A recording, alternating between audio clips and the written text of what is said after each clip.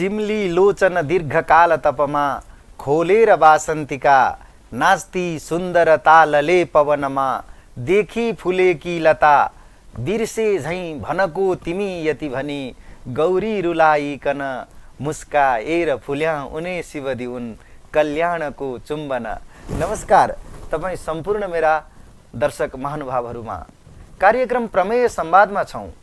प्रमाण तथ्य र युक्तिले सिद्ध गरिने विषय नै प्रमेय हो, यानी कि जहाँ मनोगत कुरा भन्दा टाढा रहने कोसिस गरिनेछ। कार्यक्रम प्रमेय संवादको आजको यो श्रृङ्खलाका लागि ओंकार टेलिभिजनको स्टुडियोमा उपस्थित हुनुहुन्छ विशेष गरी हास्य व्यङ्ग्य विधाका कुशल सर्जक डम्बर बिकेलज्यू। वहाँ नेपाली गीत लेखनमा निकै राम्रो स्तरका गीतहरू नेपाली साङ्गीतिक बजारमा उहाँले ल्याउनु भएको छ सर्जनको माध्यमबाट। वहाँका ए बाउ भात खान आऊ, यसै गरी बाउले बिहे गर्दैनन् पोर पनि भत्काइदिन्छु बाख्राको खोर पनि, तालुमा आलु, यसै गरी ए होइ मेरी तिते करेली, यस्तै लगायतका हास्य व्यङ्ग्य प्रधान धेरै गीत उहाँको नेपाली साङ्गीतिक दुनियाँमा लोकप्रिय भएका छन्। डम्बर बिकेलज्यूका हास्य व्यङ्ग्य विधा बाहेकका पनि केही गीतहरू नेपाली बजारमा आइसकेका छन्। उहाँ टेली श्रृङ्खलाको पनि त्यसको संवाद लेखन गर्नुहुन्छ। उहाँका प्रसिद्ध मलाई थाहा छ, उपद्रो, तितो पिरो, सत्यानाश, एक गाँठे लगायत उहाँका टेली श्रृङ्खलाहरू प्रसिद्ध छन्, लोकप्रिय छन्। डम्बर बिकेलज्यूको भर्खरै मात्रै पाठ्यक्रम विकास केन्द्रले कक्षा 1 को कक्षागत गीत उहाँकै शब्दको छनौट गरेको छ। लगायत धेरैवटा प्रस्तुतिका क्रममा अथवा कविता लेखनमा, गीत लेखनमा, यसै गरी गजलमा, संवाद लेखनमा उहाँ एकजना सिद्ध साधक हुनुहुन्छ। धेरैले गीतकार भनेको एउटा यस्तो पाटो रहेछ दर्शक महानुभावहरू, जो गायक प्रष्ट देखिन्छ, बरु त्यो म्युजिक भिडियो गर्ने व्यक्ति देखिन्छ, तर गीतकार पर्दा पछाडि छलिन्छ। यो एउटा हाम्रो वास्तविकता पनि यस्तो रहेको छ, जसले शब्द प्रदान गर्छ र जुन शब्दले एउटा चमत्कारिक वजन लिइसकेको हुन्छ, लोकप्रिय बनिसकेको हुन्छ, तर गीतकारलाई मान्छेले कसको शब्द होला भन्ने करिब करिब कमले थाहा पाउने गर्दछन्। डम्बर बिकेलज्यू आज मेरो कार्यक्रममा अतिथिको रूपमा हुनुहुन्छ। धेरै बेर अल्झनमा नरहिकन म कार्यक्रममा सर्वप्रथम उहाँको हार्दिक स्वागत गर्न चाहन्छु। डम्बर बिकेलज्यू, यहाँलाई ओंकार टेलिभिजनको कार्यक्रम प्रमेय संवादमा धेरै धेरै स्वागत गर्न चाहन्छु। हजुर, धन्यवाद, धेरै धेरै धन्यवाद यहाँलाई अनि सम्पूर्ण मेरा आदरणीय दर्शक वृन्दहरूमा धेरै धेरै हार्दिक नमस्कार गर्न चाहन्छु। कस्तो हुनुहुन्छ? हजुर, एकदम सन्चो सुविस्तै आराम छु। नेपाली गीत लेखनमा यहाँले एउटा विधालाई राम्रोसँग पक्रिनुभयो। यहाँको जो मैले अघि भूमिकाको क्रममा बताएँ, बाउले बिहे गर्दैनन् पोर पनि भत्काइदिन्छु बाख्राको खोर पनि, यो गीत धेरै प्रसिद्ध भए यस्ता यी लगायतका गीतहरू। खासमा हास्य व्यङ्ग्य भनेको के हो? मैले प्रश्नलाई पुरा गर्दा जस्तो प्रकारले टेली श्रृङ्खलाहरूमा देखाइन्छ हाँस्नको लागि आलीबाट लड्नुपर्ने अथवा कुकुती लाउनुपर्ने, कसै भाग्नुपर्ने, कोही हिँड्दा हिँड्दै भुचुक्क अलिकति हलचल हुनुपर्ने, साङ्केतिक मुद्राबाट हामीले हँसाउँछौँ। शब्द मार्फत हँसाउनु कस्तो विधा रहेछ र समग्रमा हास्य व्यङ्ग्य कस्तो प्रकृतिको विधा हो? हजुर, धन्यवाद। बडो राम्रो प्रश्नबाट यहाँले आजको कार्यक्रमलाई सुरुवात गर्नुभएको छ। वास्तवमा हास्य एउटा शब्द रह्यो, व्यङ्ग्य अर्को शब्द रह्यो र सामान्यतया हास्य र व्यङ्ग्य दुईवटा शब्दलाई सँगै हामीले बुझ्ने गर्छौँ। अब यो दुईवटा शब्दलाई छुट्टा छुट्टै हेर्ने हो भने हास्य भनेको चाहिँ कुनै पनि शब्द अथवा कुनै पनि विचार अथवा कुनै पनि वस्तुले हँसाउन योग्य हुनु हास्य हो र व्यङ्ग्य भनेको चाहिँ कुनै पनि विकृति विसङ्गति प्रति प्रहार गर्नु हो। यसर्थ हामी के बुझ्न सक्दछौँ भने हास्य हँसाउनको लागि तल्लीन हुन्छ र व्यङ्ग्य प्रहार गर्नको लागि तल्लीन हुन्छ। त्यसैले चाहे हास्य र व्यङ्ग्य यी दुवै फरक फरक रूपमा पनि हेर्ने गरिन्छ, तथापि हास्य र व्यङ्ग्यलाई सँगै लिएर अगाडि आएको पनि अवस्था छ। यसर्थ हास्य भनेको हँसाउन योग्य र व्यङ्ग्य भनेको कुनै पनि विकृतिप्रति घोच्ने काम। अब हास्य फुलको सुवास हो भने व्यङ्ग्य चाहिँ त्यही फुल गुलाबको फुलको सँगै रहेको काँडा हो। यसर्थ हास्यले मनोरञ्जन मनमा रञ्जन पैदा गर्दछ अनि व्यङ्ग्यले चाहिँ मन र मस्तिष्कमा भएको विकृतिलाई प्रहार गर्दछ र हास्यले मनोरञ्जन दिएर सुखानुभूति गराउँछ भने व्यङ्ग्यले चाहिँ व्यङ्ग्य प्रहार गरेर चाहिँ समाज र मन र मस्तिष्कमा भएका विकृतिहरूलाई चाहिँ हटाउने काम गर्दछ। हजुर, जस्तै कोरा हास्य मात्रै भयो भने व्यङ्ग्य मिसिएन भनेदेखि त्यो क्षणिकलाई हुन्छ, एकछिन त त्यसले हामीलाई मनोरञ्जित गर्छ तर त्यसको चिरकालीन प्रभाव चाहिँ हुँदैन, त्यो भएर व्यङ्ग्य मिसाइने गरिन्छ। एकदमै जरुर। हास्य मात्रै भयो भने मान्छे हाँस्ने मात्रै मनोरञ्जन मात्रै प्राप्त हुने भयो, तर त्यो हास्यसँगै व्यङ्ग्य पनि आयो भने चाहिँ त्यसले हाँस्दै हाँस्दै त्यसको सकारात्मक प्रभाव पर्छ, जसको कारणले गर्दाखेरि मन र मस्तिष्कमा भएका विकृतिहरू, समाजमा भएका, राष्ट्रमा भएका, विश्वमा भएका विकृतिहरूलाई चाहिँ प्रहार गरेर समाज हुँदै राष्ट्र हुँदै विश्वभरिको विकृतिलाई चाहिँ हटाउने कोसिस गर्छ व्यङ्ग्यले। हास्यले मनोरञ्जन मात्रै प्रदान गर्दछ। हजुर, अघि मैले जो भने हास्य प्राय श्रृङ्खला हुँदिता त्यो नाट्य अभिनयात्मक कलाबाट प्रस्तुत गर्दाखेरि त विभिन्न हावभावबाट, चेष्टाबाट, साङ्केतिक मुद्राहरूबाट व्यक्ति हँसाउन सक्छ। शब्दले मान्छे हँसाउनु चाहिँ कतिको चुनौती हुँदो रहेछ? होइन, यो त बडो एकदमै गाह्रो, मान्छेलाई हँसाउन अत्यन्तै गाह्रो हुन्छ।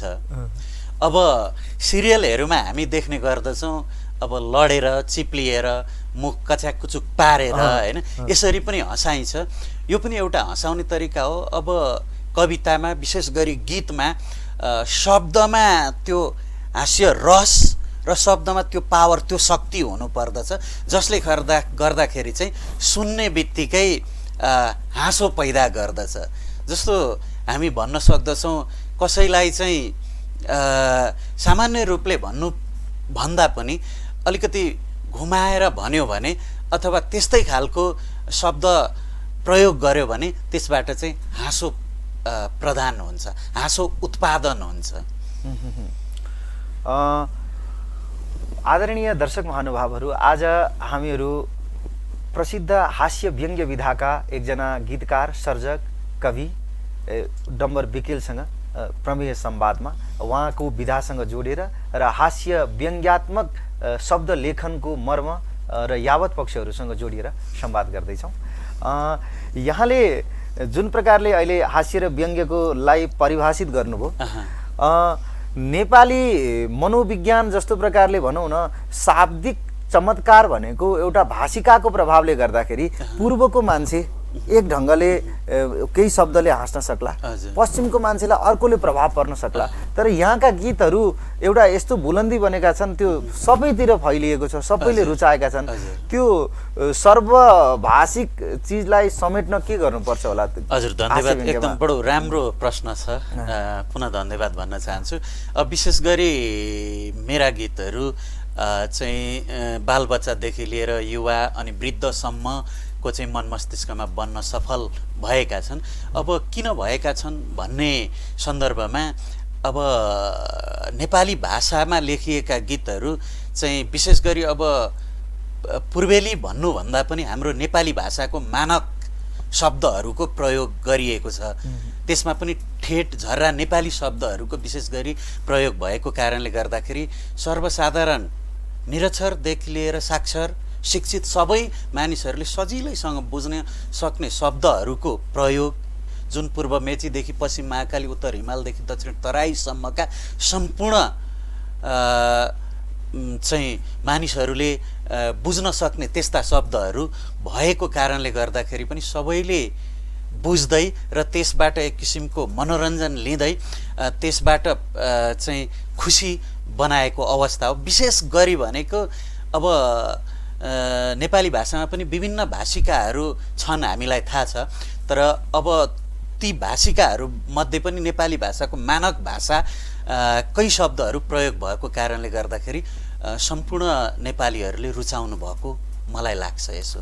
हजुर, मैले यहाँलाई खोज्ने क्रममा यहाँले कुनै बेला बताउनु पनि भएको थियो, जस्तो प्रकारले कवि सर्जकले फुलसँग, घामसँग, जुनसँग, हरितिमासँग, नीलिमासँग त्यसको काव्यिक वर्णन गरेर त्यसको तुलनात्मकताभित्र रहेर एउटा काव्यिक सृजना गर्दछ, गीत सर्जन गर्छ।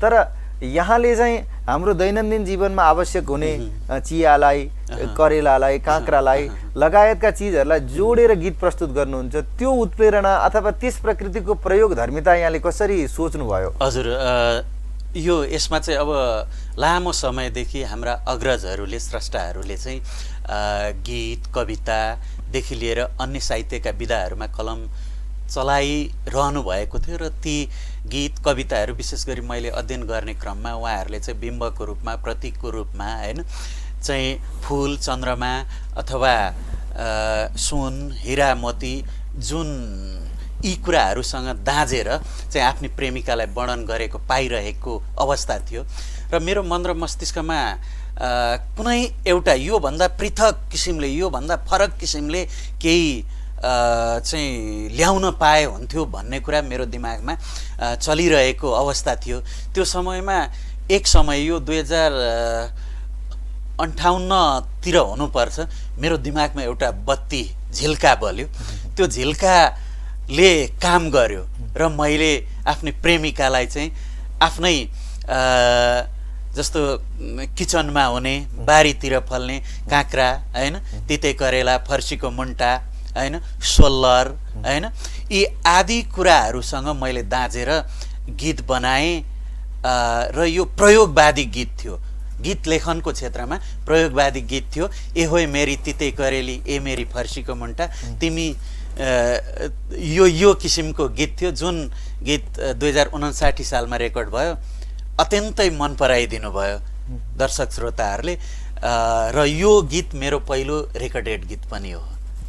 हजुर, यहाँको त्यो बाउले बिहे गर्दैनन् पोहोर पनिको गर्भाधान, त्यो सिर्जनाको उठान कसरी हुन पुग्यो र त्यो भत्काइदिन्छु बाख्राको खोर पनि भन्नाले हामीहरूले अविधार्थको रूपमा एउटा झोक पोख्नको लागि बाउले बिहा नगर्दिएको त्यो झोक आफूलाई बिहा गरेर विवाहित जीवन बाँच्न चाहने एउटा व्यक्तिलाई यतिकै हल्लारेर हिँडेर पत्नीको चाहना भएको मान्छे उसलाई रिस उठेर बाउको रिस पोख्नलाई झोकको लागि मात्रै उसले खोर भत्काइदिएको हो अथवा त्यसको अर्को कुनै यहाँको निहितार्थ छ? हजुर, धन्यवाद। यो बाउले बिहे गर्दैन पोहोर पनि भत्काइदिन्छु बाख्राको खोर, यसको रचना कहाँबाट उठान भयो? कहाँबाट सुरु भयो? 2060 सालमा रेकर्ड भएर दर्शक श्रोतामा आयो, अत्यन्तै चर्चित भयो। यो हामी सबैलाई जानकारी छँदैछ हैन। अब यसको अभिधात्मक दृष्टिकोणले हेर्ने हो भने आफ्नो छुट्टै अर्थ रहन सक्ला हैन, र यसको व्यञ्जनात्मक अर्थ अलिकति मैले यसको सृजना गर्ने क्रममा चाहिँ अलिकति विशेष किसिमको चाहिँ सोच बनाएर गरेको अवस्था हो। अब यो गीत कसरी रच्यो, यसको सृजना कसरी हुन पुग्यो भन्ने सन्दर्भमा चाहिँ यो 2060 सालमा रेकर्ड भएको गीत हो र 2060 साल 62 भन्दा अगाडि हाम्रो देश नेपाल भनेको चाहिँ अत्यन्तै सङ्कटकालीन अवस्थामा थियो। राजनीतिक द्वन्द्वको अवस्था थियो हैन, जसको कारणले गर्दाखेरि चाहिँ नेपाली जनताहरू पीडित थिए र सम्बन्धित पक्ष, सम्बन्धित निकायबाट पनि जनताहरूको चाहिँ माग सुनिरहेको अवस्था थिएन, जनताहरूले माग गरिरहेका थिए। यसर्थ के बुझ्न सकिन्छ भन्दाखेरि कसैले कर्तव्य पुरा गरिरहेको छ र सम्बन्धित निकायबाट अथवा जनताले चाहिँ आफ्नो ड्युटी कर्तव्य पुरा गरिरहेको छ, सरकारले जनताको इच्छा पुरा गर्दैन, कर्तव्य पुरा गर्दैन भने जनताले सरकारको विरोधमा उत्रिन्छ, सरकार भत्काउन तयार हुन्छ, सरकारको विरुद्धमा उत्रिन्छ। त्यसैले सरकारले जनताको सम्बोधन गर्नुपर्दछ, जनताको इच्छा आकांक्षा बुझ्नु पर्दछ भन्ने यसको प्रतीकात्मक अर्थ हो। सामान्य अर्थमा हेर्दाखेरि चाहिँ सामान्य रूपमा एउटा छोरो विवाह गर्ने बेला भइसक्यो, आफ्नो बाबुले विवाह गरिदिँदैन भने बाबुको विरुद्धमा उत्रिन्छ र भन्छ उसले भत्काइदिन्छु बाख्राको खोर पनि, बाबुले बिहे गर्दैनन् पोहोर पनि भत्काइदिन्छु बाख्राको खोर पनि, यसो भन्छ। भनेको यसमा थोरै राजनीति तत्कालीन राजनीति पनि जोडिन्छ। हजुर, यसको प्रतीकात्मक रूपमा त्यो हो जो हाम्रो बन्धन बनेको छ, त्यसलाई भत्काइदिन्छु भन्ने अर्थमा, जुन जसले हामीलाई चाहिँ थिचिरहेको छ, थिचोमिचो गरिरहेको छ, तर देशको लागि समाजको लागि मैले कुनै काम गरिरहेको छ, कर्तव्य पुरा गरिरहेको छ, तर त्यो कर्तव्य पुरा गरिरहँदा अधिकार प्राप्त हुँदैन भने म त्यसको लागि युद्धमा जान्छु। वाह, भनेपछि त एउटा त्यसले मनोरञ्जन पनि दियो, हास्य पनि दियो, साथसाथै त्यसले एउटा गहिरो राजनीतिक सन्देश पनि प्रभावित गर्यो। हजुर, एकदमै अघि भनेकै कुरा अहिले आएर जोडियो। ठ्याक्कै मनोरञ्जन, हास्यले मनोरञ्जन दिने, हँसाउने, रमाउने, दुनियाँलाई नचाउने पनि रह्यो, अनि त्यसभित्र व्यङ्ग्य पनि लुकेको छ जसले चाहिँ समाजमा भएका विकृतिहरूप्रति प्रहार गर्दै समाज सुधारको अभियानमा लाग्दछ। हजुर, यति धेरै एकजना सर्जकसँग संवाद गर्दै गएपछि एउटा सिर्जना सुनिएन भने, एक दुईवटा सिर्जना जोडिएन भनेदेखि त्यो आधा अधुरो हुन्छ संवाद। मैले यहाँलाई कुनै एउटा यहाँलाई मन परेको आफ्नो गीत अथवा कविता कुनै सिर्जनाको लागि अनुरोध गरेँ। हजुर, धन्यवाद। अब हुन त म गीतकार हो, मेरो क्षेत्र लेखन। अब यहाँको अनुरोध पनि रहेको कारणले गर्दा म एउटा गीत सुनाउँछु, तर म गाएको होइन, स्वर मिठो छैन होइन, तथापि एउटा म गीत गाउँछु, तालुमा आलु भन्ने गीत अलिकति सुनाउँछु। एका देशमा एउटा कालु थियो, कालुको चिल्लो तालु थियो, तालुमालु तालुमालु भन्दै ठोकालु, दुधको छाली भेटेछ काली, अलि थिजाली तर साह्रै नै दिलवाली। हजुरमा त्यसपछि के भयो? तेरा बाउको बे भयो। कालु हो कालु, मै हुँ कालु, कालु हो कालु, मै हुँ कालु, तालुमालु फलेन, तालुमालु तालुमालु, चुलामा गो बलेन, चुलामा गो। दाहिने कान बुढीले तानी, डाडुले हानी, ट्वाक्क राजै टुटुलको उठी गो, राजै खपरै फुटी गो। रुङारुङ थियो रुङारुङ, बिहे गर्नु पहिले, रुङारुङ थियो रुङारुङ, बिहे गर्नु पहिले, ठुङाठुङ हुन्छ ठुङाठुङ, बिहेपछि अहिले, लोग्ने स्वास्नीको झगडा, परालको आगो भन्छन् रे, आगो निप्ने कहिले, कालु हो कालु, मै हुँ कालु। हजुर, मैले यो आदि गीत सुनाएँ। धेरै धेरै धन्यवाद। यहाँले जुन म गायनमा चाहिँ त्यस्तो छैन भन्नुभयो, तर यहाँलाई दुईटा फाइदा रहेछ। आफै गीत सर्जन गरेर आफै यहाँले गीत गाउनु भयो भने पनि हुने जस्तो यहाँको आवाज देखिन्छ। हजुर, धन्यवाद। यहाँको जुन अहिले तालुमा आलु प्रस्तुत गर्नुभयो नि, यसको पनि रचनाको बारेमा अलिकति चर्चा गरौँ। हजुर, यो बडो यसको पनि रचना गर्व र यसले दिने एउटा सन्दर्भ पनि बडो राम्रो छ। यस गीतमा एउटा कथा छ होइन। यस गीतको कथा कस्तो छ भने, श्रीमान र श्रीमती बुढाबुढी चाहिँ झगडा गरेर बुढो चाहिँ बुढीलाई छोडेर हिँडेको हुन्छ र बुढा र बुढीको एउटा नाति हुन्छ र त्यो नातिलाई चाहिँ हजुरबाले आफ्नो छोरा बुहारीको कहानी सुनाइरहेको छ यस कथामा। अब यस कथाको मुख्य उद्देश्य भनेको चाहिँ के हो भन्दाखेरि, यसको रचना गर्व कस्तो छ, यस भित्रको विषयवस्तु के हो भन्दाखेरि, श्रीमान र श्रीमती प्राय सबै संसारमा जति पनि श्रीमान श्रीमती छन् सबैको कुनै न कुनै विषयमा वाद विवाद मनमुटाव झैझगडा हुन्छ नै, त्यो स्वाभाविक हो। तर मैले मेरो ब्रह्मले अध्ययन गरे अनुसार सबैभन्दा बढी श्रीमान श्रीमती बीचमा झगडा हुने विषय चाहिँ के रहेछ भन्दाखेरि, श्रीमान कुनै पनि केटीसँग नजिक भयो, बढी बोल्न थाल्यो, नजिक भयो, अथवा कुनै पनि केटीसँग चाहिँ आकर्षित भयो भने श्रीमती रिसाउने, अनि श्रीमती पनि कुनै पुरुषसँग बढी नजिक भयो भने श्रीमान रिसाउने।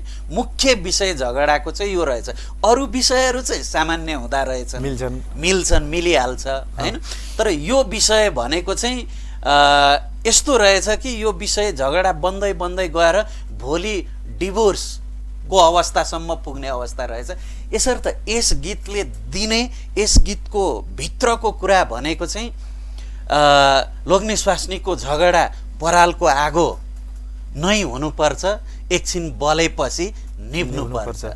तर यसमा चाहिँ श्रीमानले श्रीमती छोडेको, श्रीमतीले श्रीमान छोडेको र आफ्नो बच्चा, घर परिवार सबै बिग्रेको अवस्था छ। अब यो गीत कसरी सृजना भयो भन्ने सन्दर्भमा कुरा गर्नु पर्दाखेरि चाहिँ यो मैले प्रत्येक घर परिवारहरूमा चाहिँ देखेको कुरा हैन, अनुभव गरेको कुरा, यो सम्पूर्ण कुराहरूलाई अध्ययन गरेर त्यो विषयवस्तु भेटेर यो गीतको चाहिँ सृजना हुन पुगेको। हजुर, भनेपछि हास्य व्यङ्ग्यलाई एउटा केवल छिपछिपे मात्रै बुझ्नु भएन कि त्यसको गहिराइमै गएर बुझ्नुपर्ने हुँदो रहेछ हास्य व्यङ्ग्यात्मक गीतहरूलाई पनि। हजुर, जस्तो सामान्य रूपमा सतही रूपमा हेर्ने गरिन्छ हास्य गीतहरूलाई, जसले त्यसरी हेरिरहनु भएको छ उहाँहरू गलत हुनुहुन्छ म भन्छु। हास्य व्यङ्ग्य गीतमा एउटा गहनता छ, तर ध्यानपूर्वक सुन्नुपर्छ, त्यसभित्र के छ भनेर खोज्नुपर्छ। त्यसभित्र मनोरञ्जन पनि छ, त्यसभित्र व्यङ्ग्य लुकेर समाज सुधार गर्ने तत्त्व पनि लुकेको छ।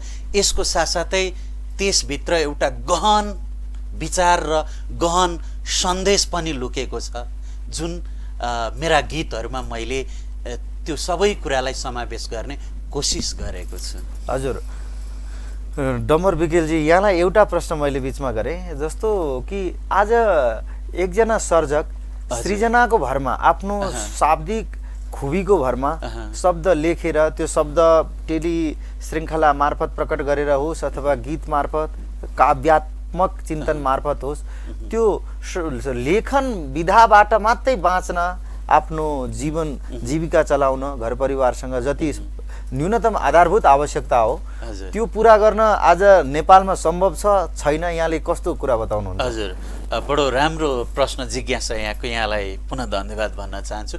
विश्वका विभिन्न मुलुकहरूमा सर्जकहरूले, कलाकारहरूले यसैलाई पेसा बनाएर चाहिँ अगाडि बढिरहेको र आफ्नो जीवन, घर परिवार, आर्थिक रूपले पनि राम्रो अवस्था सिर्जना गरिरहेको चाहिँ हामी पाउँछौँ। तर हाम्रो देश नेपालमा त्यो अवस्था आइसकेको स्थिति छैन। अन्य कलाकार, अन्य स्रष्टाहरूलाई पनि जहाँसम्म लाग्छ त्यस्तै अवस्था छ। त्यसो भएको कारणले गर्दा मेरो सन्दर्भमा पनि त्यही कुरा हो। भन्नुको मतलब गीत लेखेर मात्रै, कविता सृजना गरेर मात्रै, स्क्रिप्टहरू लेखेर मात्रै चाहिँ आर्थिक रूपमा राम्रो उपार्जन गरेर आफू बाँच्ने, घर परिवार चलाउने त्यो अवस्था छैन, जसको कारणले गर्दाखेरि म यो क्षेत्र सहित शिक्षण पेसामा पनि आबद्ध रहनु परेको अवस्था हो। भनेपछि एकजना सर्जक, एकजना लेखक त्यो मात्रै सिर्जनाकै भरमा मात्रै म बाँच्छु भन्ने चाहिँ त्यो सम्भव छैन। हजुर, अहिलेसम्म त्यो वातावरण हाम्रो नेपालमा बनिसकेको अवस्था मैले पाएको छैन। हजुर, यहाँ आफ्नो सृजनाको अतिरिक्त पनि एउटा पाठन क्रममा आफ्नो एउटा शिक्षण पेसासँग पनि जोडिनु भएको छ। यहाँले पढाउनुहुन्छ। नेपाली विषयको अहिलेको बाल पुस्तामा अथवा भनौँ किशोर पुस्तामा देखिएको चुनौती के हो? नेपाली विषयको राम्रो सुन्दर प्रस्तुतिकरण किन हुन सकिरहेको छैन? के भन्नुहुन्छ एउटा शिक्षकको आँखाबाट हेर्दा? हजुर हजुर, विशेष गरी अब नेपाली भाषाकै शिक्षक भएको कारणले गर्दाखेरि अब मैले विश्लेषण गरेर हेर्दाखेरि अब विशेष गरी अब हाम्रो देश नेपालमा चाहिँ यो अङ्ग्रेजी विषयले चाहिँ एउटा म सिधै भन्नुपर्दा आक्रमण गरिरहेको अवस्था देख्छु हैन। हाम्रो नेपालीहरूको मातृभाषा नेपाली र नेपाली पढ्नुपर्छ भन्ने म मान्यता राख्छु। तर हामी नेपालीहरूकै पनि के मानसिकता भइदियो भने अब अन्तर्राष्ट्रिय भाषा हो अङ्ग्रेजी भाषा, अङ्ग्रेजी भाषामा चाहिँ धेरै ज्ञानको भण्डार छ भन्ने हाम्रो बुझाइ छ र देश विदेश जहाँसुकै जान पनि अङ्ग्रेजी भाषा चाहिन्छ भन्ने हेतुले अङ्ग्रेजी भाषा पढ्ने चलनको विकास हुँदै आयो र अहिले पनि त्यो अवस्था छ। तर म के भन्छु भने अङ्ग्रेजी भाषा पनि सिक्नु आवश्यक छ र नेपाली भाषालाई मार्दै अङ्ग्रेजी भाषा सिक्नु चाहिँ यसमा म सहमत छैन। किनभने हाम्रो नेपाली भाषालाई पनि विश्वमा चाहिँ प्रचार प्रसार गर्दै लानुपर्छ र नेपाली भाषा पनि एउटा ठुलो ज्ञानको भण्डार बन्न सक्छ भोलिका दिनमा, जसरी अहिले हामी अङ्ग्रेजी भाषामा ठुलो ज्ञानको भण्डार छ भनेर हामीले बुझिरहेका छौँ।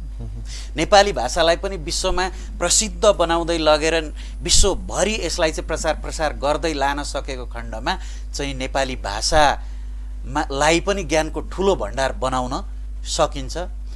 र अब हाम्रो के रह्यो भने बोर्डिङ स्कुलमा पढ्यो भने इङ्ग्लिस बोल्यो भने हाम्रा बच्चाहरूले हामी गर्व गर्छौँ। त्यसैले नेपाली भाषालाई चाहिँ अलिकति तिरस्कार गर्दै गएको अवस्था हो कि भन्ने मलाई लाग्छ। त्यसैले अब नेपाली भाषाको संरक्षण गर्नका लागि नेपाली ऐच्छिक विषय नेपाली पढ्नुपर्छ। विद्यार्थीहरूले आफ्ना बालबालिकाहरूलाई ऐच्छिक नेपाली विषय पढ्नको लागि पनि अभिभावकहरूले चाहिँ उत्प्रेरणा जगाउनुपर्छ जस्तो लाग्छ। कुनै पनि भाषाको ज्ञान हुनु भनेको त्यो विकासको मानदण्ड हुन सक्दैन, विकासको मापदण्ड चाहिँ भाषिक ज्ञान हुन सक्दैन भन्ने कुरा। जस्तो कि चीनमा त्यत्रो धेरै अङ्ग्रेजीको अवस्था छैन, जर्मनीमा पनि नहोला, जापानमा नहोला। यसै गरी तपाईँको केही यस्ता देशहरू छन् जहाँनिर चाहिँ अङ्ग्रेजी भाषा खासै विकसित अवस्थामा छैन, तथापि त्यो देश चाहिँ पूर्ण रूपमा विकसित छ भनेपछि त एउटा भाषा नै विकासको मापदण्ड हुन सक्ने रहेनछ। हजुर हो, मैले भन्न खोजेको यही रह्यो। हरेक देशहरूले जस्तो चाइनाको कुरा र अन्य देशहरूले आफ्नै देशको जुन मातृभाषा छ त्यही मातृभाषालाई विकास गर्दै गर्दै अङ्ग्रेजीलाई फलो नगर्दा पनि उनीहरू सक्षम भइरहेको अवस्था छ नि। त्यो भएको कारणले गर्दा हाम्रो देश नेपालको हाम्रो मातृभाषा नेपालीलाई नै लिएर जाँदा पनि हामी विश्वमा एउटा नेपालीको पहिचान दिन सक्छौँ र आफ्नो अस्तित्व जोगाउन सक्छौँ यस्तो लाग्छ मलाई।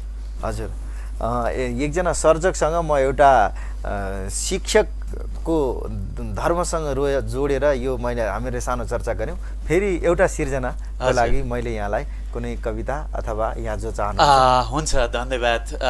म एउटा कविता सुनाउँछु। हस्। कविताको शीर्षक छ जन्माउनु पर्छ। जन्माउनु पर्छ। हजुर, जन्माउनु पर्छ। भन्छन् हिमालवासी हाम्रो मात्रै हो हिमाल, भन्छन् पहाडवासी हाम्रो मात्रै हो पहाड, भन्छन् तराईवासी हाम्रो मात्रै हो तराई। किन यसो भन्छन् आमा, किन यसो भन्छन् आमा, हिमालवासीको पनि त हो नि पहाड र तराई, पहाडवासीको पनि त हो नि हिमाल र तराई, तराईवासीको पनि त हो नि हिमाल र पहाड।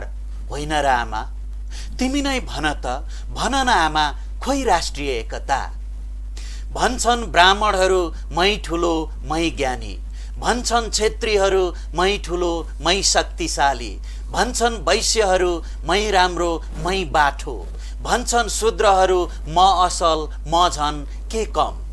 किन यसो भन्छन् आमा, किन यसो भन्छन् आमा, नेपाली नै त हो नि ब्राह्मण पनि, नेपाली नै त हो नि क्षेत्री पनि, नेपाली नै त हो नि वैश्य पनि, नेपाली नै त हो नि शूद्र पनि। होइन र आमा, तिमी नै भन त, भन न आमा, खोइ जातीय एकता।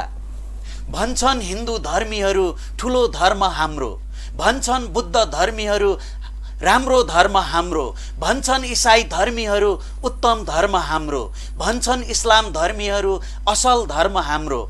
किन यसो भन्छन् आमा, किन यसो भन्छन् आमा, भगवान प्राप्त गर्ने नै त हो नि हिन्दू धर्मले पनि, भगवान प्राप्त गर्ने नै त हो नि बुद्ध धर्मले पनि, भगवान प्राप्त गर्ने नै त हो नि इसाई धर्मले पनि, भगवान प्राप्त गर्ने नै त हो नि इस्लाम धर्मले पनि। होइन र आमा, तिमी नै भन त, भन न आमा, खोइ धार्मिक एकता।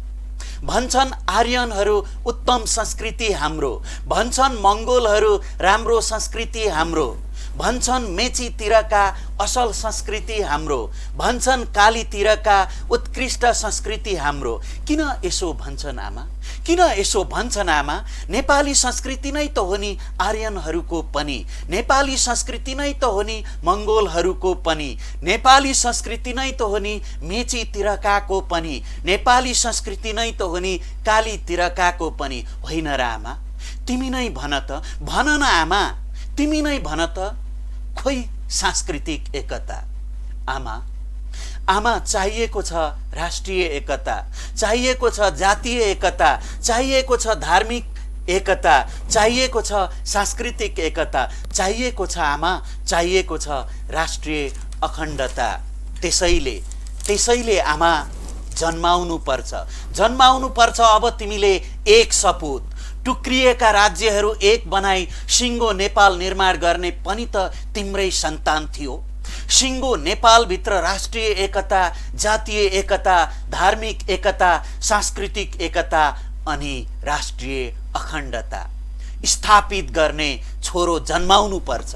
हो नेपाल आमा, जन्माउनु पर्छ तिमीले अब पुनः अर्को पृथ्वीनारायण शाह।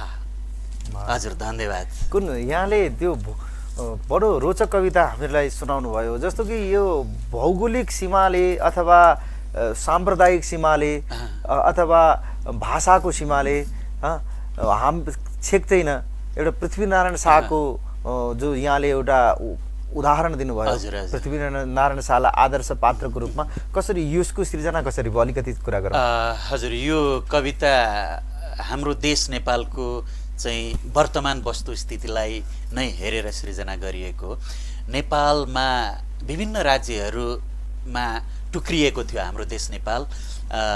त्यो टुक्रिएका राज्यहरूलाई चाहिँ पृथ्वीनारायण शाहले एकीकरण गरेर सिङ्गो देश नेपाल निर्माण गर्नुभएको थियो। तर अब अहिले भौगोलिक रूपमा, भूगोलको रूपमा चाहिँ हाम्रो देश नेपाल सिङ्गो नै छ। तर यहाँ चाहिँ भूगोलको रूपमा सिङ्गो देश नेपाल हुँदाहुँदै पनि भित्रभित्रै हामी नेपालीहरू चाहिँ टुक्रा टुक्रा भएका छौँ। जुन चाहिँ जातीय आधारमा हामी टुक्रिएका छौँ, धर्मको आधारमा हामी टुक्रिएका छौँ, संस्कृतिको आधारमा हामी टुक्रिएका छौँ। यी विविध कारणले गर्दा हामी नेपालीहरू एकताको सूत्रमा बाँधिरहेको अवस्था छैन। त्यसैले अब पुनः यो सम्पूर्ण राष्ट्रिय एकता निर्माण गर्नको लागि, जातीय एकता, भाषिक एकता, सम्पूर्ण दृष्टिकोणले एकता निर्माण गर्ने एउटा सन्तान अब नेपाल आमाले जन्माउनु पर्छ भन्ने यस कविता। त्यो गुण चाहिँ पृथ्वीनारायण शाहसँग थियो। यो सबै यहाँले यो काव्यिक शब्दहरूमा वर्णन गर्नुभएको जुन एउटा उदात्त पात्र हो, हजुर, त्यो चाहिँ पृथ्वीनारायण शाह हो भन्ने यहाँको। पृथ्वीनारायण शाहकै सन्दर्भलाई जोडेर लेखिएको। उहाँमा त्यो क्षमता थियो, भौगोलिक रूपमा उहाँले एकताको सूत्रमा बाँध्नुभयो। हजुर, अब हुन त त्यो समयमा पनि यो जातीय विभेददेखि लिएर सांस्कृतिक विविधता, धार्मिक विविधताहरू नभएको अवस्था होइन। तर भौगोलिक रूपमा एउटा सिङ्गो देश नेपाल भएर मात्र पुगेन। अब यी मैले कवितामा वर्णन गरेका सबै विषयहरूमा चाहिँ एक हुनुपर्छ हाम्रो देश, सिङ्गो हुनुपर्छ हाम्रो देश नेपाल भन्ने मेरो यो कविताको भाव। हजुर, यहाँले यस्तो सुन्दर काव्यिक सृजना पनि गर्नुहुन्छ, सबैतिर लेख्ने संवाद लेखन जो टेलिभिजनबाट प्रसारण हुने श्रृङ्खलाहरूको लागि, नाट्य श्रृङ्खलाको लागि प्रयोग हुने संवाद लेखन, गीत लेखनको अन्तर त्यतिखेर आफूलाई कसरी त्यसमा एकत्रित गर्नुपर्छ। संवाद लेख्दा लेख्दै कहिलेकाहीँ एउटा सर्जक बनिदियो भनेदेखि जुन पात्रले त्यो संवाद बोल्ने हो, त्यो डायलग जसले बोल्ने हो, उसले त्यो मर्म बुझेर बोल्न नसक्ला कि एउटा सर्जकले संवाद लेखनमा आफूलाई कुन स्तरमा उभ्याउनु पर्ने हुन्छ? हजुर, एकदमै। अब गीत लेखन, कविता लेखन अनि साहित्यका अन्य विभिन्न लेखनहरू छन्। विशेष गरी म गीत लेखन अनि फाटफुट्ट कविता पनि लेख्ने भएको कारणले गर्दाखेरि गीत र कविता लेखनको पाटो एउटा विषयवस्तुसँग सम्बन्धित रहेर आफ्नो विचार दिने सन्दर्भ रह्यो र एक भन्दाखेरि त्यहाँ हुने भयो। तर यता सिरियल नाटकहरूमा चाहिँ धेरै पात्रहरू हुने भएको कारणले गर्दा अब सिरियलतिर चलचित्रतिर नाटकहरूतिर चाहिँ अब एउटा मुख्य विषयवस्तु कथावस्तु त हुन्छ नै, त्यो कथावस्तुभित्र पनि पटकथा हुन्छ, छोटा छोटा कथाहरू हुन्छन्, अनि त्यो कथाभित्र संवादहरू हुन्छन्। अब त्यो संवाद बोल्ने चाहिँ फरक फरक पात्रले फरक फरक किसिमको संवादहरू बोलिरहेको हुन्छ। कोही बाल पात्र हुन्छ, कोही प्रौढ पात्र हुन्छ, युवा युवती हुन्छ, अनि सांस्कृतिक विविधता भएको पात्र पनि हुन्छ। फरक फरक किसिमको पात्रहरूले बोल्ने संवादहरू सृजना गर्नुपर्ने भएको कारणले गर्दा एउटा लेखकले त्यही पात्रमा आफूलाई चाहिँ परिवर्तन गरेर उभ्याउनुपर्छ र त्यो लेख्नुपर्छ। जस्तो तराईवासी अथवा मधेसी समुदायको पात्रले बोल्ने शब्द, बोल्ने संवादहरू कस्तो हुन्छ, त्यस्तै आफू बनेर चाहिँ लेख्नु पर्यो।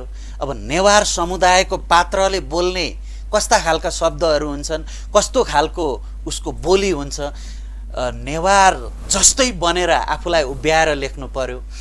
त्यसैले पात्रहरूको जस्तो जस्तो विविधता छ त्यस्तै त्यस्तै रूपमा आफूलाई परिवर्तन गरेर लेख्नुपर्ने भएको कारणले गर्दा धेरै चुनौती चाहिँ हुन्छ। तर त्यो चुनौतीभित्र आफूलाई ढाल्दै ढाल्दै अगाडि बढाउँदै लग्दाखेरि त्यहाँबाट पाइने सुखानुभूति जुन हुन्छ त्यो चाहिँ बडो आनन्दमय हुँदो रहेछ। यहाँले जस्तो हामीहरूको हास्य व्यङ्ग्य त एक हिसाबमा नेपालमा सफल विधा मानिन्छ नि, किनभने कुनै पनि चलचित्रमा हास्य व्यङ्ग्य भएन, हास्य त्यसको कुनै पनि उपक्रम जोडिएन भने त चलचित्र खासै हेरिँदैन र खासै रुचाइएका धेरै चलचित्र पनि हास्य व्यङ्ग्यात्मक विधाबाट लेखिएका चलचित्रहरू पनि छन्। यसो भन्दाखेरि हास्य व्यङ्ग्य भनेको नेपालको एउटा काव्यिक रूपमा अथवा कलाकारिताको दृष्टिले हेर्दा पनि एउटा मनोरञ्जनको दृष्टिले पनि हास्य व्यङ्ग्य भनेको नेपालको परिवेशमा सफल विधा हो भन्न सकिन्छ। अहिलेको अवस्थामा सफल मान्नुपर्छ। अब नेपाली गीत लेखनको क्षेत्रमा पनि हास्य व्यङ्ग्य अब हामीले नै काम गरिरहेको छौँ हैन। अब कमेडी सिरियल, हास्य सिरियलहरू जो छन्, अब यसमा पनि अब हामी लगायत अन्य धेरै स्रष्टाहरूले काम गरिरहनु भएको छ र चलचित्रमा पनि हास्यको प्रवेश गराइन्छ र यदाकदा व्यङ्ग्यको पनि प्रवेश गराइन्छ। यसर्थ अहिलेको अवस्थामा हास्य व्यङ्ग्य हाम्रो देश नेपालमा सफल हुँदै गइरहेको अवस्था छ भन्न म सन्तोषजनक अवस्था छ। एकदमै हजुर, जस्तो प्रकारले एउटा आक्षेप रहन्छ कि हास्य व्यङ्ग्य विधामा सिर्जना गर्ने व्यक्तिलाई होस् अथवा त्यसको यो वा त्यो भूमिकामा रहने व्यक्तिलाई, जस्तो आक्षेप के भने एउटा साहित्यिक उठान भइसकेको मान्छेले साहित्यिक दुनियाँमा साहित्यिक गहिराइमा चाहिँ छिर्दैनन्, यिनीहरू बाहिरी मात्रै कुरामा रहन्छन्। साहित्यका ती वैश्विक वादहरू हुन सक्छन्, त्यसका संरचनागत पक्षहरूमा चाहिँ हास्य व्यङ्ग्यात्मक लेखन धेरै पछाडि छ। उसले केवल सामान्य कुरा लिएर व्यक्ति हँसाउने काम गर्छ भन्ने एउटा एक थरी साहित्यकारहरूले हास्य व्यङ्ग्य विधालाई व्यङ्ग्य गर्छन्। के भन्नुहुन्छ यहाँले? यो बडो राम्रो प्रश्न, राम्रो जिज्ञासा छ। हुन त अघि पनि मैले यसको उत्तर दिइसकेको अवस्था हो, तथापि के भन्न चाहन्छु भने हास्य व्यङ्ग्यभित्र गहनता छ र हास्य व्यङ्ग्यभित्र हास्य पनि छ र व्यङ्ग्य पनि छ र हास्यले हँसाउँछ, व्यङ्ग्यले समाज सुधारको अभियानमा लाग्छ भनेर मैले अघि भनिसकेको अवस्था हो। र जसले हास्य व्यङ्ग्यलाई सतही रूपमा मात्रै बुझ्नु भएको छ, गहिरिएर अध्ययन गर्नुभएको छैन, उहाँहरूलाई मेरो अनुरोध छ, उहाँहरूले गहिरोसँग अध्ययन गर्नुपर्छ, भित्र पसेर हेर्नुपर्छ हैन। भैरव अर्यालको निबन्धहरूमा सतही कुरा छैन हैन हो। यो कुरालाई पनि हामीले लिन सक्छौँ। यसर्थ हास्य व्यङ्ग्य जुन क्षेत्र छ यो कमसल क्षेत्र होइन। हजुर, अब एकछिन साहित्यिक चर्चा गरौँ। हजुर, यहाँले त धेरै हास्य व्यङ्ग्यलाई छाडेर पनि एउटा साहित्यिक मर्मलाई टेकेर पनि धेरै सिर्जना गर्नुभएको छ। जस्तै प्राय साहित्यमा मैले एकजना साहित्यकारसँग चर्चा पनि गरेको थिएँ यही ठाउँमा, यही कार्यक्रममा। गरिबी, यौन र राजनीति मात्रै बेच्ने चिज बन्यो आजको साहित्य, जसले गरिबी बेचेको छ, दरिद्रताको कथाहरू सुनाएको छ, भोकमरीको कुराहरू उठाएको छ, केवल यौनको कुराहरू उठाएको छ। एउटा पाठक साहित्य पढिसकेपछि एउटा उत्तेजित भएर नकारात्मक काम गर्न अभिप्रेरित होला, अथवा निराश होला केवल गरिबी मात्रै पढेर, अथवा राजनीति मात्रै बुझेर त्यो चरम उग्र बन्ला। यी तीनटा चिजलाई हटाएर एउटा स्वस्थ साहित्यकारले दिन सक्छ कि सक्दैन? जरुर, एकदमै दिन सक्छ र दिनुपर्छ पनि भन्छु म। किनभने यौनका मात्रै कुरा लेखेर पाठक, दर्शक, श्रोताहरूलाई उत्तेजित बनाएर त्यसले चाहिँ भोलिको दिनमा त्यो आफ्नो कृतिले, आफ्नो रचनाले चाहिँ बलात्कार गर्न चाहिँ प्रेरित गर्यो भने त्यो सफल लेखक, त्यो सफल साहित्यकार बन्दैन हैन। अब राजनीति विषय मात्रै उठान गरेर चाहिँ अब एउटा क्रान्तिमा गएर जसले चाहिँ एउटा समाजलाई नराम्रो किसिमको बाटोतिर लाने काम गर्यो भने त्यो पनि राम्रो मानिँदैन हैन। अब त्यसको साथसाथै हामीले चाहिँ के बुझ्न जरुर छ भने एउटा स्रष्टाले आफ्नो सृजना, आफ्नो कृति, आफ्नो रचना, आफ्नो कलाले चाहिँ हरेक पाठक, दर्शक, श्रोतामा चाहिँ एउटा सकारात्मक चेत भर दिन सकोस्, जसको कारणले गर्दा त्यो पढिसकेपछि, त्यो हेरिसकेपछि, त्यो सुनिसकेपछि आफ्नो जीवनलाई चाहिँ परिवर्तन गर्न सकोस्, त्यसबाट सिकाइ होस्, कुनै न कुनै एउटा नयाँ सिकाइ होस् जसले उसको जीवनमा परिवर्तन ल्याओस् र त्यो परिवर्तनले आफ्नो व्यक्तिगत जीवन पनि राम्रो बनाउन सकोस्, समाज पनि राम्रो बनाउन सकोस्, सिङ्गो देश र सिङ्गो विश्वलाई नै राम्रो बनाउन सकोस् त्यो व्यक्तिले।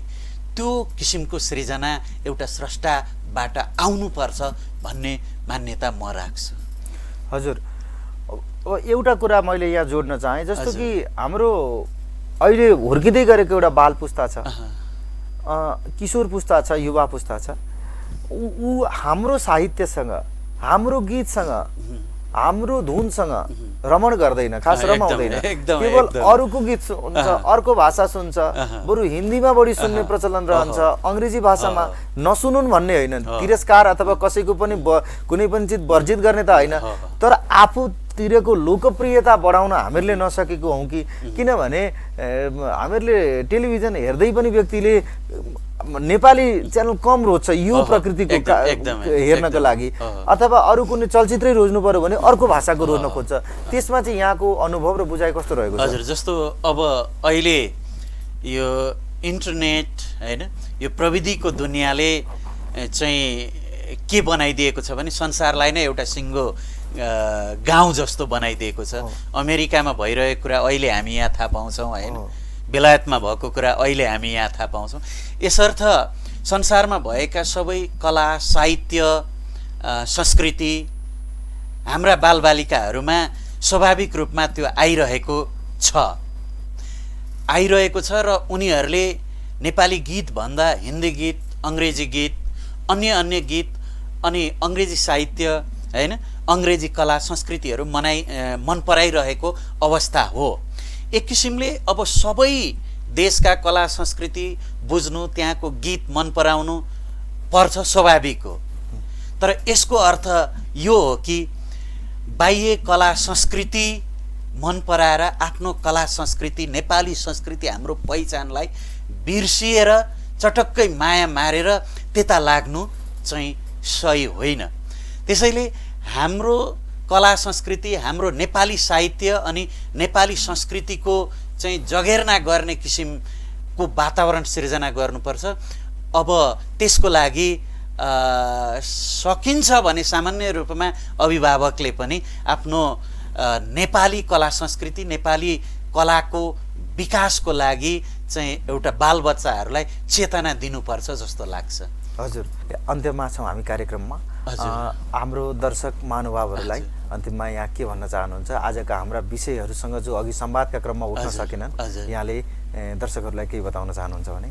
हजुर, आदरणीय दर्शकवृन्द, यहाँ हामीले कुरा गरिरहँदाखेरि यहाँहरूलाई जानकारी भइसकेको छ कि मेरा गीत, मेरा रचनाहरू यहाँहरू माझ लामो समयदेखि आइरहेका छन् र यहाँहरूलाई जानकारी गराउन चाहन्छु। मेरो एउटा रचना चाहिँ पाठ्यक्रम विकास केन्द्रले छनौट गरेको छ कक्षा 1 को कक्षागत गीतको रूपमा। अब चाँडै यो 2078 सालबाट आउँदैछ र सम्पूर्ण महानुभावहरूमा चाहिँ मेरा रचनाहरू सुनिदिनुस्, हेरिदिनुस् र के कस्तो लाग्छ यहाँहरूले मलाई जानकारी दिनुहोला, सुझाव सल्लाह दिनुहोला भन्दै म कार्यक्रमको अन्तिम चरणमा आइपुगेको छु। हजुर एउटा यो छोटो बसाइमा धेरै कुराहरू छिमल्न मुस्किल हुन्छ। हजुर, एकदम। हाम्रो यो समय र संवादका लागि यहाँलाई धेरै धेरै धन्यवाद छ। व्यस्तताका बिचमा पनि ओंकार टेलिभिजनको कार्यक्रम प्रमेय संवादमा यहाँले समय र यो सद्भाव, यो स्नेह प्रदान गर्नुभयो। हामी यो कार्यक्रमको तर्फबाट र ओंकार टेलिभिजनको तर्फबाट यहाँलाई धेरै धेरै धन्यवाद। हजुर, हवस्, धन्यवाद। यहाँलाई पनि धेरै धेरै धन्यवाद। अनि सम्पूर्ण दर्शक महानुभावहरूमा पुनः हार्दिक नमस्कार। हजुर, सम्पूर्ण दर्शक महानुभावहरू, आज हामीहरूले एकजना सर्जक, हास्य व्यङ्ग्य विधाका एकजना सिद्ध लेखक डम्बर विकेलज्यूसँग साहित्य, हास्य व्यङ्ग्य लगायतका चिजहरूलाई जोडेर यो प्रमेय संवादमा केही समयको संवाद भलाकुसारी प्रस्तुत गऱ्यौँ। यहाँहरूबाट आजको कार्यक्रमबाट विराम लिने बेला भएको छ। यिनै संवाद र यही उपक्रमहरूका साथ म कार्यक्रम प्रस्तुता आकाश नीलम गोविन्द पनि आजको यो कार्यक्रमलाई यहीँ बिट मार्न गइरहेको छु। यहाँहरू सबैको भलाइ होस्। धन्यवाद।